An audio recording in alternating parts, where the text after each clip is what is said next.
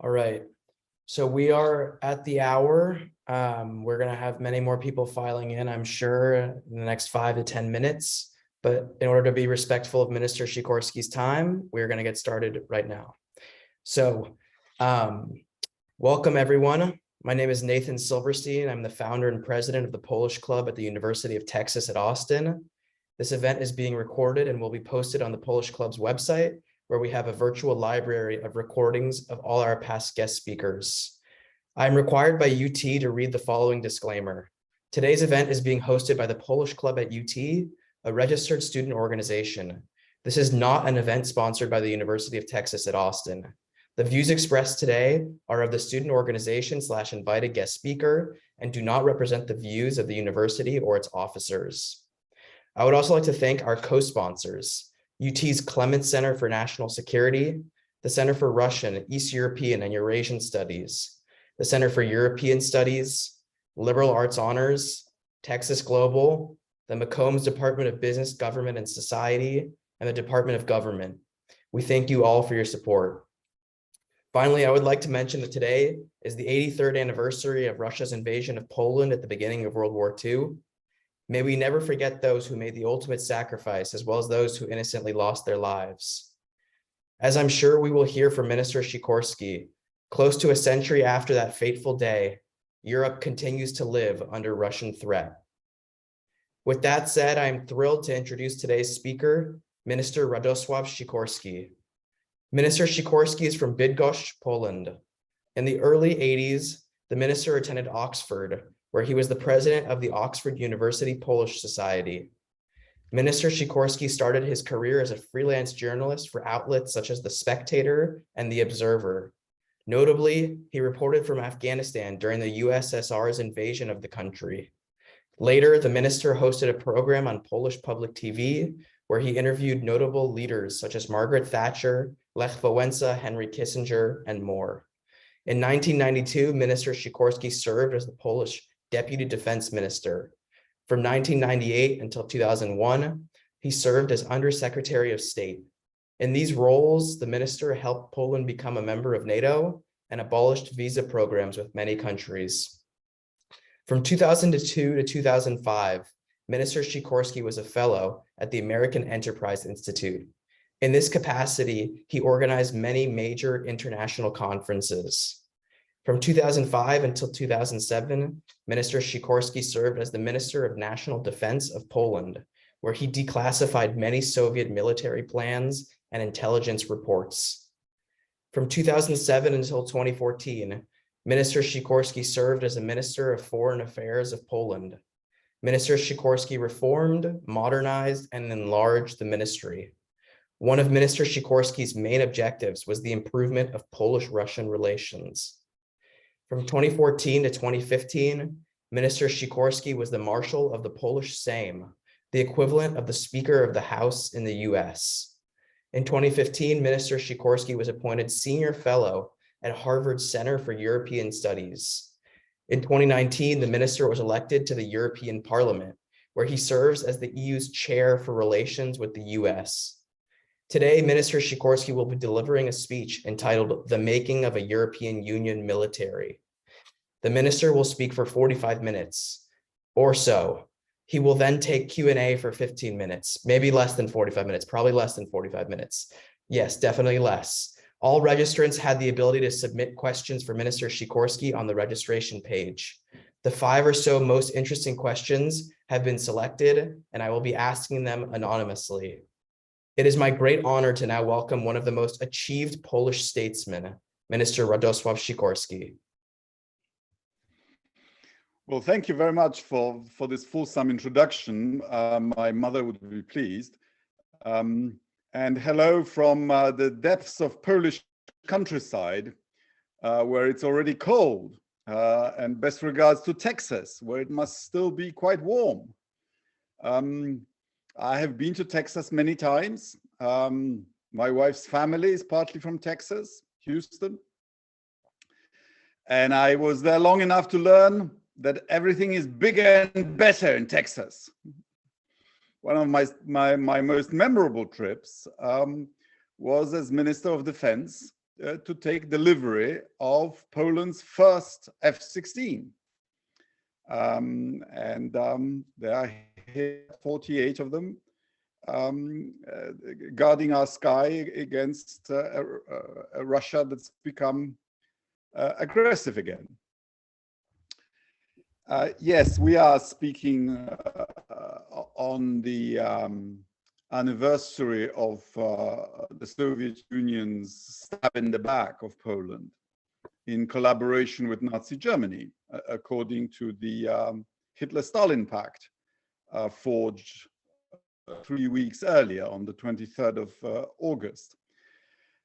Today, fortunately, Germany is our ally and our biggest trade partner and the biggest contributor to the European Union. But while we are meeting, we are all witnessing the horrible news from Ukraine. In Izium, the Ukrainians are discovering the kinds of pits with mass graves that to us in Poland are reminiscent of the pits at Katyn of our murdered officers, total 20,000, as a result of that Soviet stab in the back and as a result of the dismemberment of Poland in 1939. This is the fate that Ukraine is defending itself against, and this is what must not happen ever again, either to Poland or any other European country. You've asked me to share with you my views on European defense. I don't think it's a time for speechifying, so let me just make my argument for European defense. I knew that President Putin was a dangerous man after he invaded Georgia, after he made speeches both at NATO summits and at the Munich Security Conference, portraying Ukraine as an artificial creation, perhaps not long for this world. And I was convinced he would invade already last year, after I read the essay that he published in July last year, and when I learned that he ordered all his troops to read that essay. I asked myself, why would he do that? Ukraine has done much better than, frankly, I anticipated. I thought that Ukraine would be overrun, at least on the far side of the Dnieper River, looking from Europe. But that Russia would lose in the end after a 10-year guerrilla war. Perhaps my experience of Afghanistan in the 1980s informed me here. Instead, Ukraine has won the Battle of Kiev, it's won the Battle of Kharkiv, and it's now pursued a successful counteroffensive. The Russians have lost in dead and wounded, perhaps between a quarter and a third of the invasion force.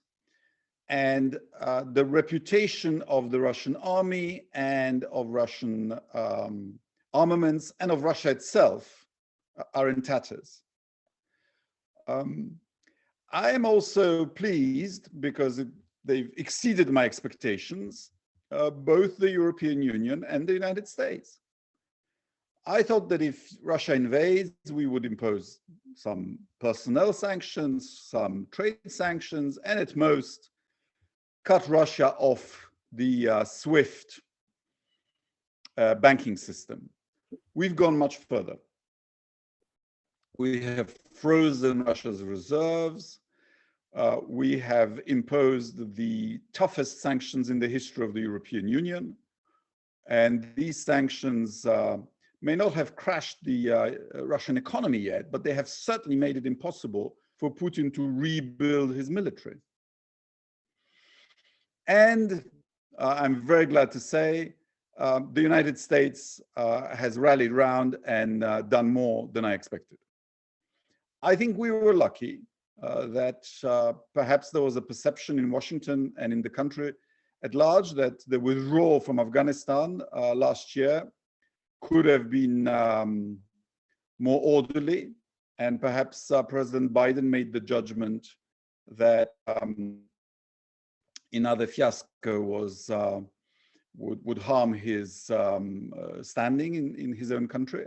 We were also lucky that an old Atlanticist, in both senses of the word, is in charge in Washington, because I'm sure there are Republicans among you, but I just have to remind you that the first impeachment of President Donald Trump was over the issue of President Trump making it conditional to President Zelensky American deliveries of weapons to Ukraine in return for dirt comments on his rival's Joe Biden's son.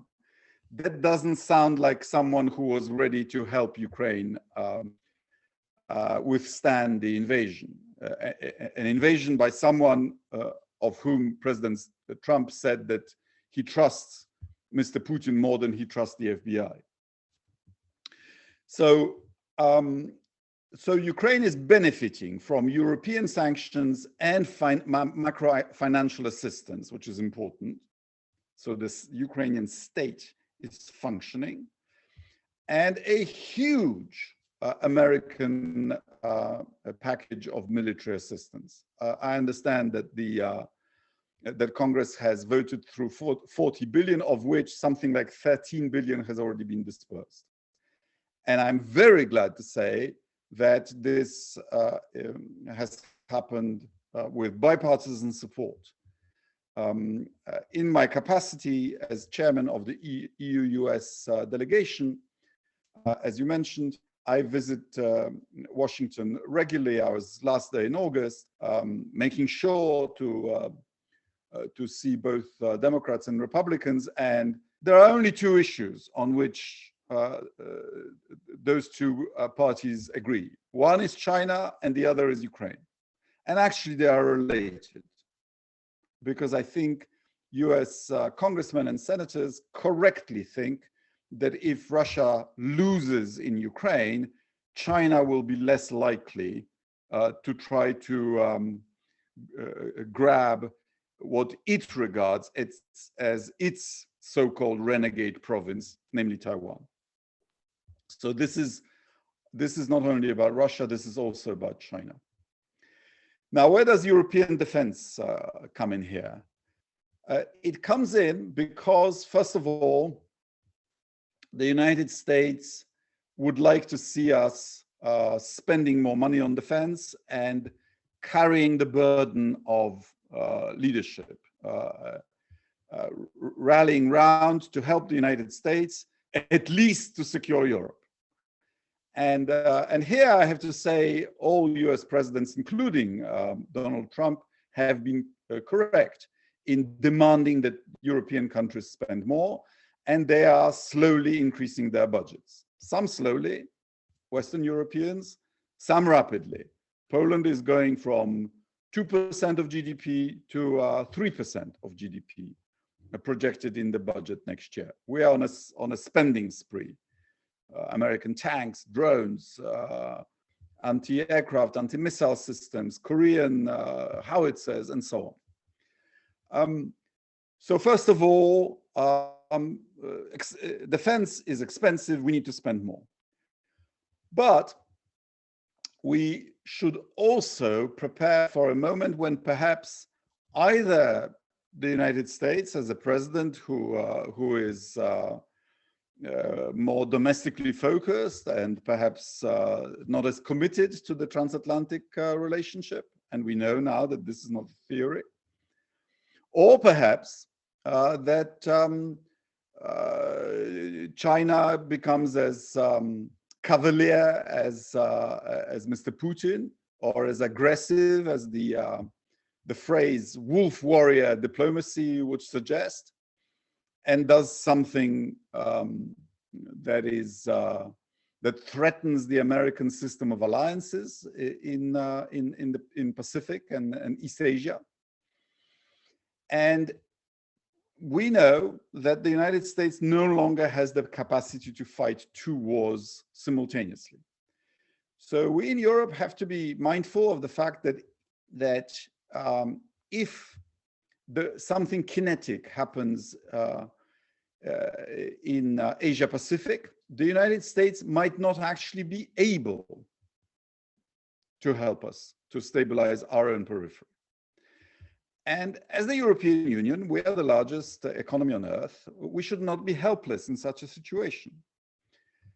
Both when it comes to a large-scale conflict, such as the one we have between Russia and Ukraine, or actually if it comes to a lower order threat, say Libya going chaotic again, or perhaps Algeria resuming going Libya's way. We do not expect the United States to call on us to help you secure your southern border, which is also a challenge. And I think it's fair for us to be able to do it on our own in our southern periphery and not always call on the United States. And you can do it two ways, of course. You can do it by the European pillar of NATO, or you can do it as the European Union. The thing about the European Union is that NATO has certain rules which were perhaps all right in the Cold War, but are no longer good these days. For example, when you have a NATO operation, such as the one in Afghanistan, where we all rallied round to the United States for the first time in history, Article 5 was invoked. In a NATO operation, everyone is for himself. So you send troops and you also have to pay for them, which means that countries are reluctant to send the troops. And military contingents are national. NATO is an intergovernmental organization. And the trouble with Europe is that the threat from Putin is not all across Europe. It is concentrated on the eastern flank. So when you are Germany or France or Spain or Portugal or Italy or Belgium, you do not feel threatened by Russia, at least not in that visceral way in which we feel threatened as Russia's neighbors, Poland, Baltic states, Romania, and so on, Norway.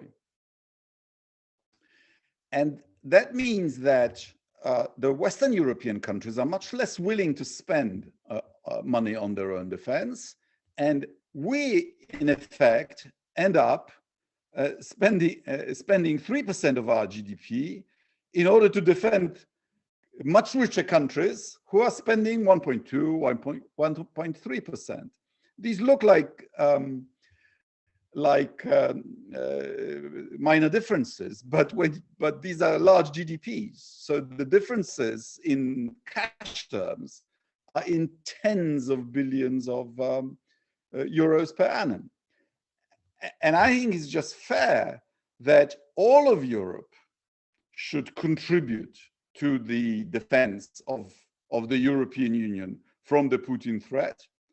And the money should be spent where the threat is, which is in the East. And that's why European defense, understood as the defense by the European Union, in my view, makes sense. It's fairer. It also would create new mechanism of decision-making. If Germany, as the Chancellor said in the last few days, becomes the largest military force in Europe, this will scare all of Germany's neighbors, because Germany is a little big for Europe, and it's the largest economy by far. So if, in addition, Germany also becomes the strongest country militarily, Germany's neighbors will be alarmed. The solution to this conundrum is for Germany to be a major contributor to a European force with a decision-making at the European level and not at the national level, so that we can all defend ourselves, contribute fairly, but Germany is secure for her neighbors, for Europe, and for herself. And I'm not sure there is enough willingness yet in the member states to go for such a system. We have created a defense budget, but it's small so far. Defense issues go to the core of national identity. And we are, remember, not a federation like you, the United States. We are a confederation where ultimate sovereignty lies in the member states.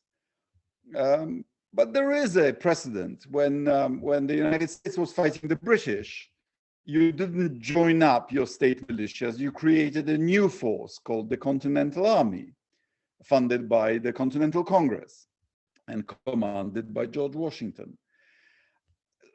I've made speeches in the European Parliament, even before the Russian invasion of Ukraine, asking fellow parliamentarians what kind of disaster has to happen for us to get serious about defense. I think this disaster is upon us, and therefore it's the last, we are actually past midnight, because defense systems take decades to develop. So if we started to organize ourselves today, we would actually only be ready at the end of the decade with the first systems. So I feel it's high time. We should create something that would help the United States by helping ourselves, by securing at least more seriously than hitherto our own continent, and that way we can ensure that that the free world is secure from predators such as Putin and others. I'll rest my case here, and I'll be very, very glad to answer your questions. Thank you. Thank you very much, Minister Sikorski, for those excellent remarks. So yeah, before we get into the questions, I just wanted to quickly thank the audience for submitting so many excellent and very interesting questions. It made my life a lot easier. So, so the first question is, what has the EU tried to solicit funds from the US for this idea? And if yes, what has been the response so far? No, we don't need funds from the US. As I've mentioned, we are the largest economy on earth. If you look at CIA's World Fact Book, you'll find that the EU economy on the purchasing power parity is actually slightly bigger than the US. So no, this would be the spending of our own money. The EU budget is about 1% of total EU GDP. It's up to €1 trillion. From this budget, we have now made a defense budget. I'm afraid it's only 1 billion a year, but it will grow. It just should grow much faster than hitherto. Yeah, I think the reason for that question is when people look at NATO, given that the US provides the majority of the funding, I think people have some concerns about whether or not the European Union military, they would be able to, the European Union member states would be able to step up. Sure, careful with this, because yes, the US is the largest contributor to NATO, but there are two aspects to it. Number one, the NATO membership fee, but everybody pays into that according to their own GDP. So NATO, so the US being the largest economy, of course, has the largest membership fee. But what most people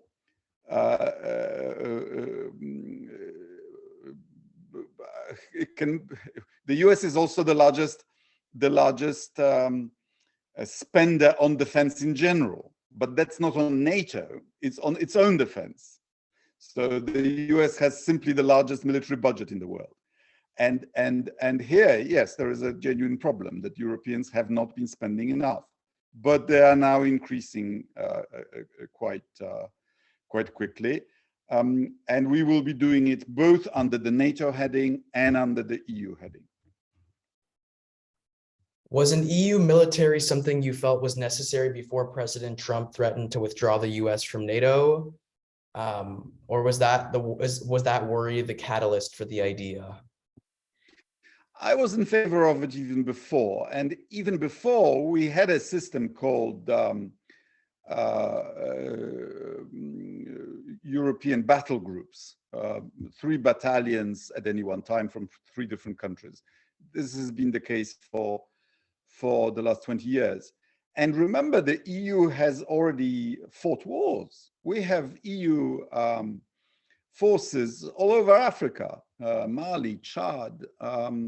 We've hit Somali pirates from the air. We have a maritime operation off the coast of Libya. So this is not entirely new, but it's how you generate the forces and how you pay for them that I think should be improved.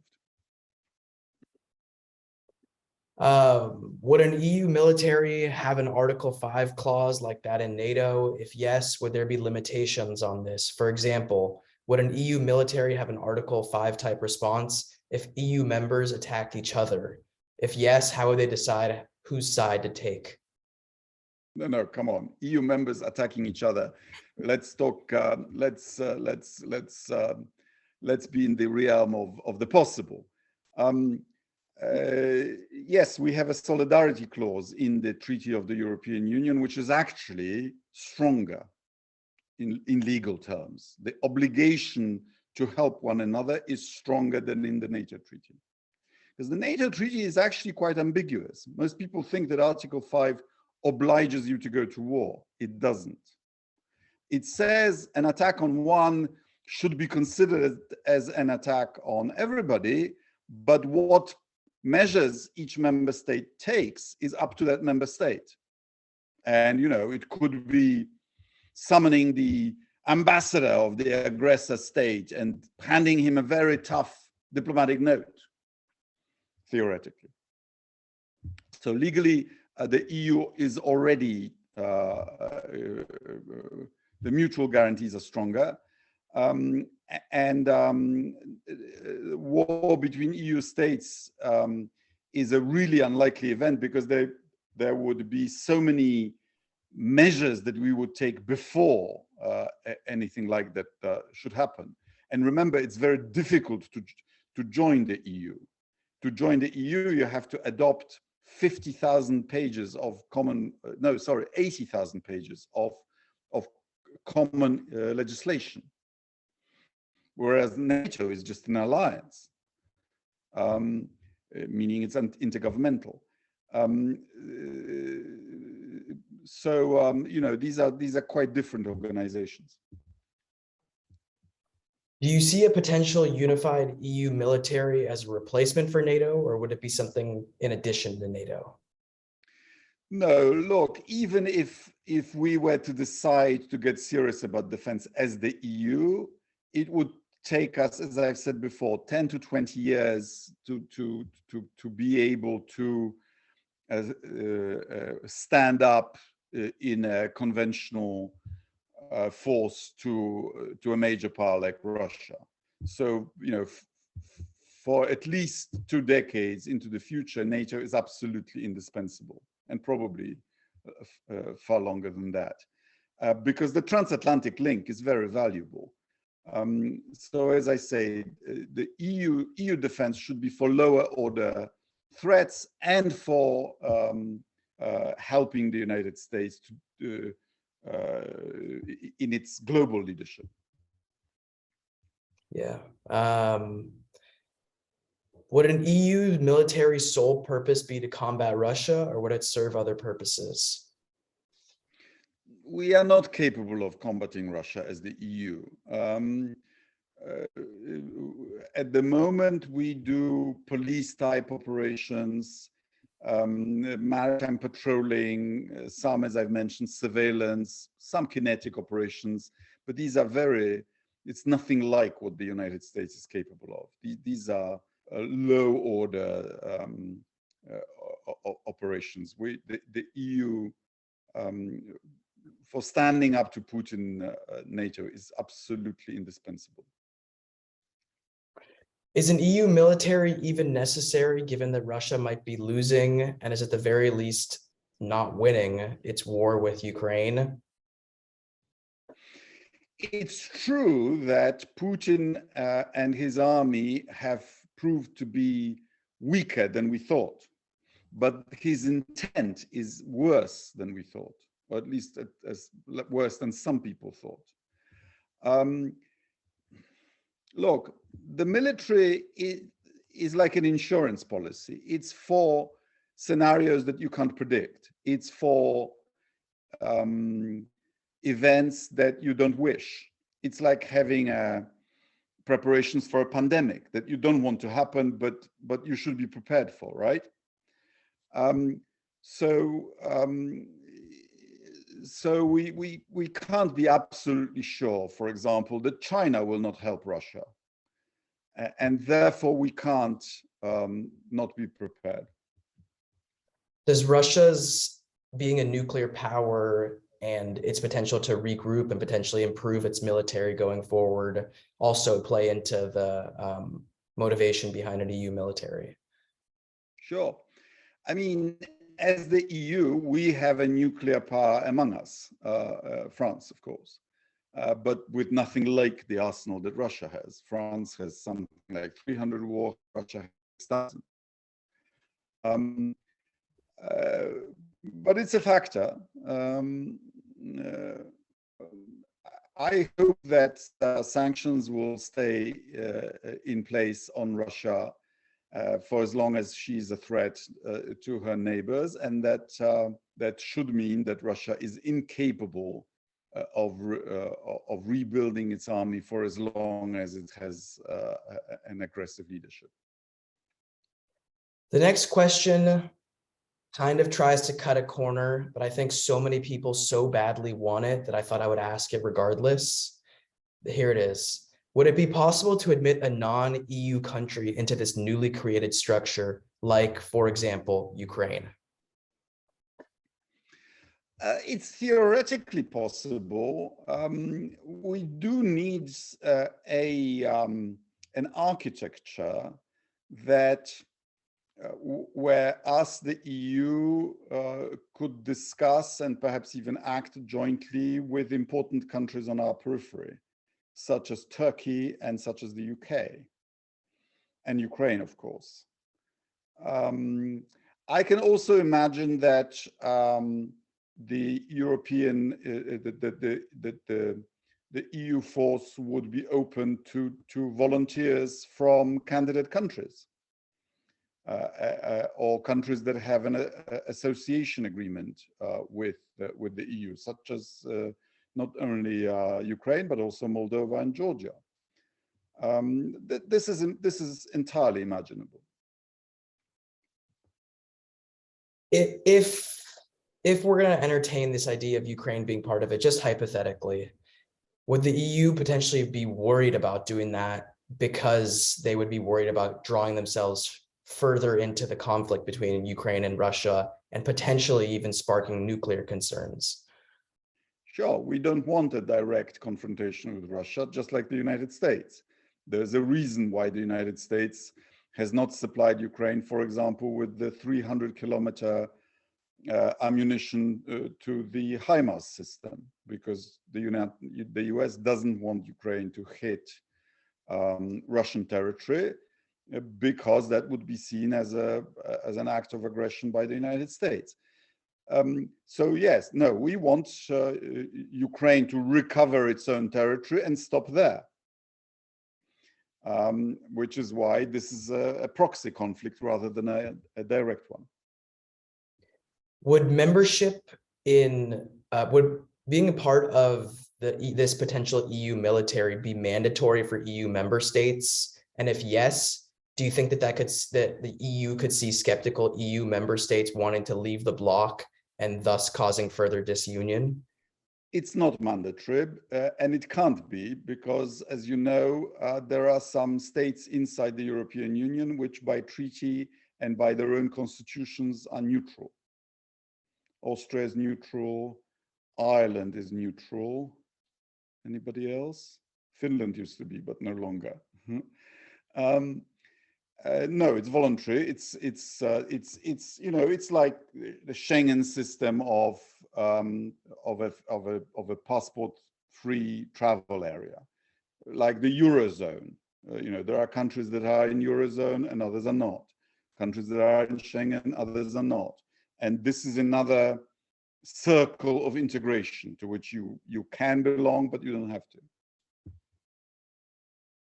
How would command and control be structured in an EU military? How would you and who would decide which generals from which countries would lead?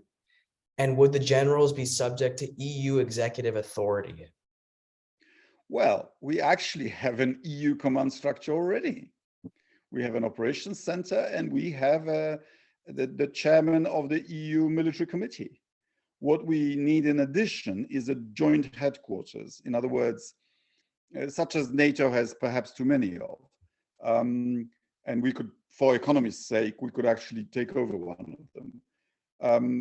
We need a command center that can synchronize an operation on land, at sea, in the air, and perhaps in cyber and in space at the same time. This is very, you know, the Russians are clearly not capable of doing it in the war against Ukraine, which is one of the reasons they're failing. But we should do it. We should do it properly, the military way. As regards the political oversight, we have a European Council for Foreign and Security Policy, where all the member states are represented, and it already takes decisions to launch operations. At the moment it operates on the unanimity principle, and there's a lively discussion whether we should go to majority voting. How would the EU military, potential EU military, balance individual members' security identities with that of a supranational security identity?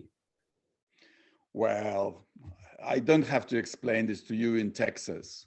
You were once an independent republic, and the interests of Texas were different from the interests of Maine or Georgia, right?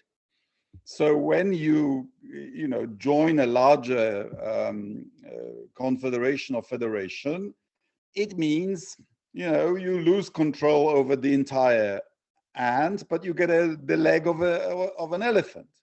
This is the compromise, and you're either willing to make it, be in charge of something much bigger, influential within it, or go your own way with all the consequences. That's the basic European deal from the very start of the European Union. By acting together, you limit some of your ability to do as you please, but in return, you get security and power of the whole grouping. And you have to. But we need to explain honestly to our people that this is the nature of the compromise. Yeah. If you want old-fashioned type of state sovereignty, you shouldn't be a member, because it does require compromises.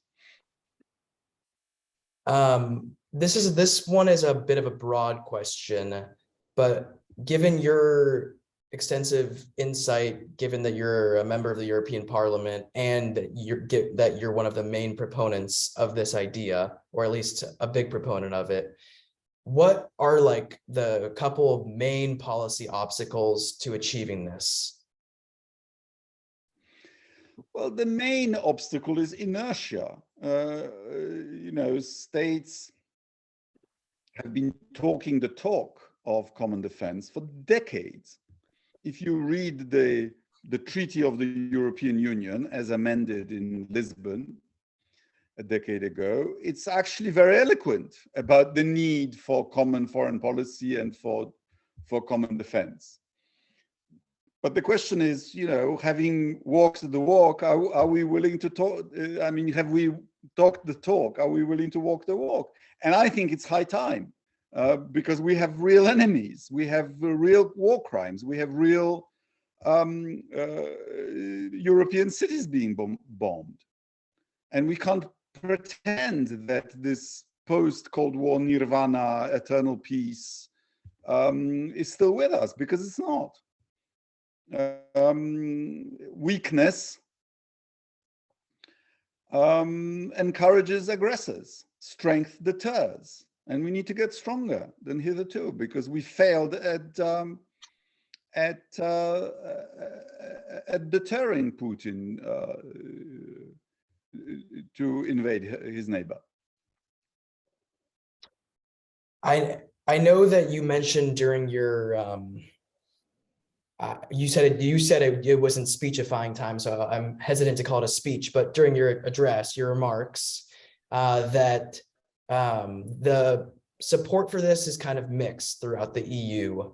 Have you noticed a trend that those who tend to be in support are those from EU member states that are most threatened by Russia and often share a border with Russia?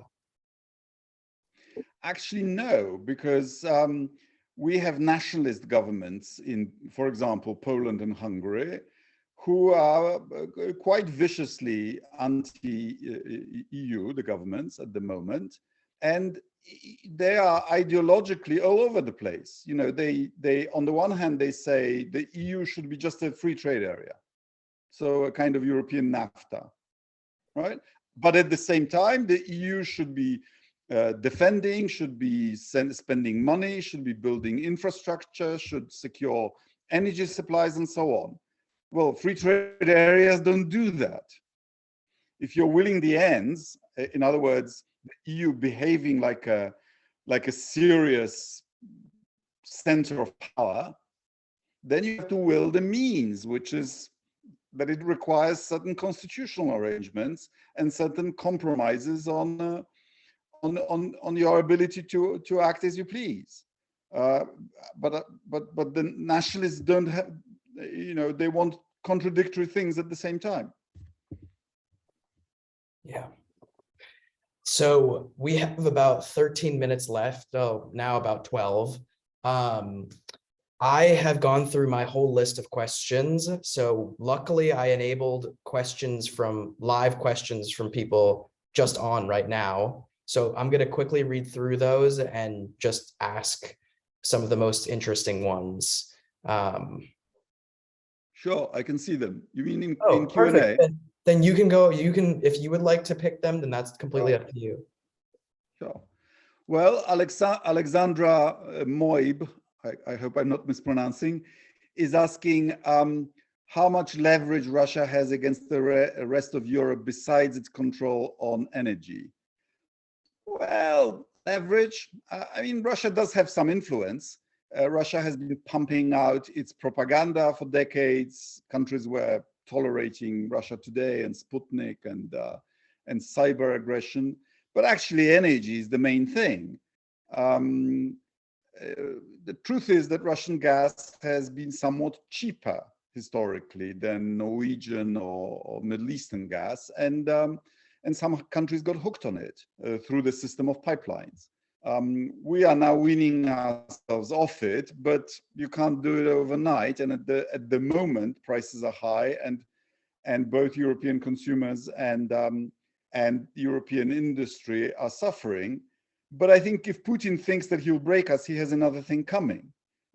He thinks he will bring us to our knees this winter.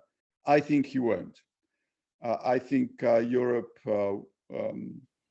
will bite the bullet, and we will conserve energy, we'll pay a bit more. But at the end of it, Russian oil and gas industry will be ruined, just like Russian defense industry is. Nicholas Stenseng asks, about the Putin problem. Do you anticipate a post-Putin and whether tensions with Russia will ease if Putin departs? It's hard to see how Putin will depart because someone would have to terminate him with extreme prejudice, as you say in your American movies, and it would take probably one of his bodyguards to do that. So even though there is widespread dissatisfaction in Russia today, there is actually no other way of getting rid of Putin because under the Soviet Union, the Politburo could gather and vote the leader out, as happened with Beria and with Khrushchev. Today, theoretically, absurdly, of course, Putin is the democratically elected leader of Russia. So there is no body that can remove him from office. But I think he is the hardliner. It's his war. I think he decided on it with a very narrow circle of other hawks against the wishes of the majority, even of this authoritarian Russian establishment. So I think if he were removed, the war party would be discredited, and we would get a more cooperative leadership, or at least a leadership that would want to stop this war, either from inside the regime or someone from outside. The trouble with Putin is that he's completely discredited. Therefore, his removal is both a desirable outcome of this war, but also a precondition of any peace, because we can't trust his word or his signature for 5 minutes. How does Poland view its neighbor Hungary? Well, first of all, we used to be members of Hungary, neighbors of Hungary historically for many centuries, and even briefly in the 1930s, but no longer. We love Hungary, but they have a pretty corrupt and not entirely democratic government. Viktor Orban is a great disappointment to me. He attended my college at Oxford on a Soros scholarship, and he seemed like a decent Hungarian Democrat, but he's now constructed a system in which all propaganda channels are dominated by the government, state resources, the judiciary are all subjugated by the ruling party. And that's not the kind of system I was fighting for against communism. So, but Hungary is in trouble. The European Commission might decide as early as tomorrow to stop the flow of European funds to Hungary for the reasons I've mentioned. Sobir Komilov is asking about NATO retrieving its raison d'etre. Absolutely.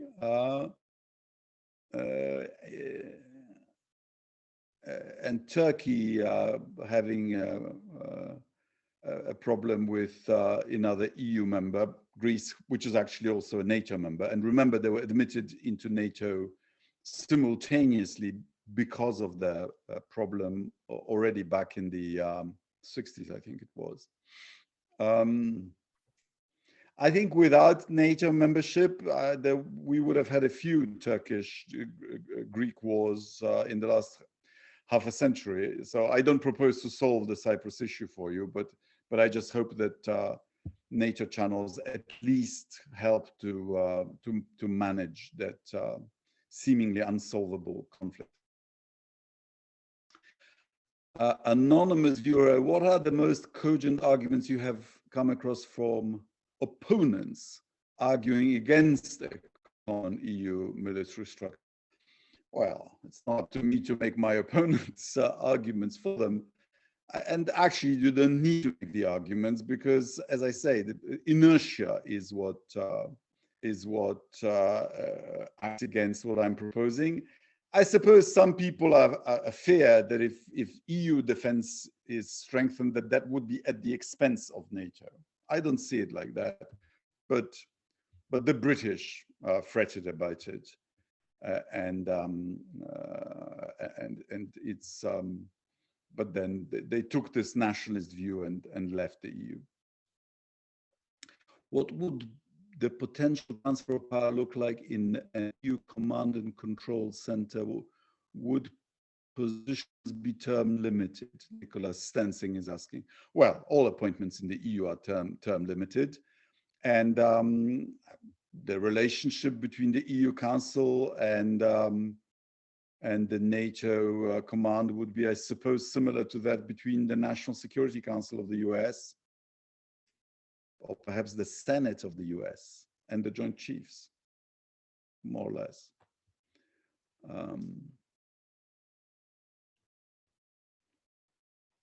Magdalena Ornat, could you please develop the idea of procurement for the EU military? Will it be restricted only to the participating nations? That's basically it at the moment. And we mostly buy American anyway. There are huge savings to be made in joint research and procurements, at least of the emerging technologies and systems.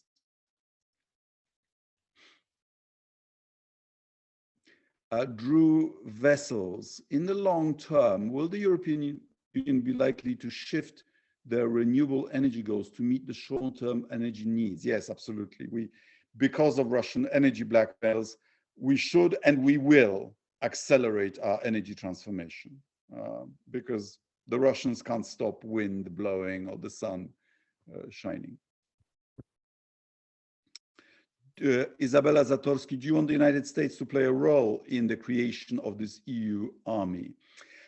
I don't use the term EU army because that suggests the joining up of national armies, which I don't think will happen. And sure, the United States could be very helpful, but the whole point of it is to let the US devote its resources to other theaters. So this should be an EU effort. Harrison Keller, do you think the EU will path toward more sustainable energy infrastructure due to Russia-Ukraine conflict? I think I've already answered that. If so, what infrastructure do you think the EU will invest in? Well, the EU is already investing in infrastructure. We are also mandating infrastructure. For example, we forced gas companies to store more gas for the winter. We've already built gas interconnectors between EU countries. What we need is gas pipelines from Spain to Morocco, from France to Algeria, and in general, pipeline capacity between Southern Europe and Africa. I think if we could build photovoltaic farms all over Sahara and have that energy, use that energy to make hydrogen and then transport that hydrogen to Europe, everybody wins. Africa wins, Europe wins, Putin loses. Great. Rajit Guhati, given Poland and Hungary's recent disagreements with the EU, how realistic is it that they would join in a supranational EU-wide military organization? Well, under the current governments, of course, nil. But I wouldn't call them disagreements. I mean, Poland is clearly in breach of EU rules. Poland is not fulfilling the judgment of the European Court of Justice and is paying €1 million per day in fines for that. And both countries have been excluded from this huge recovery fund that has an important energy transformation component because of breaches of rule of law. So no, nationalists will not join in a supranational arrangement. If Poland, if the original EU countries were run by nationalists, the European Union would never have been created. And if Poland and Hungary had governments such as today's, neither country would have joined the European Union. Our nations have to decide whether we want to be members in good standing or whether we want to do what the British have done. Because in the end, if you want all North Korean style of sovereignty, you can't be a member of the EU. It's as simple as that. I'm afraid I have to end it here, but I hope I've answered most of your questions. Yes, thank you very, very much, Minister Sikorski. I wish that a Zoom webinar allowed for an applause, because I know that right now you would be getting it. On behalf of the Polish Club at UT, we are very grateful for your time. Your remarks and your Q&A were incredibly enlightening. Thank you for everything that you do for Poland and Europe, and really the world with all that's going on involving Europe. I'm going to speak for myself, but I also think I speak for many others on this call when I say that you're an inspiration to us. Thank you very much, and keep the Polish end up in Texas and at the university. Thank you for what you're doing. Thank you. Thanks. Bye-bye. Bye-bye.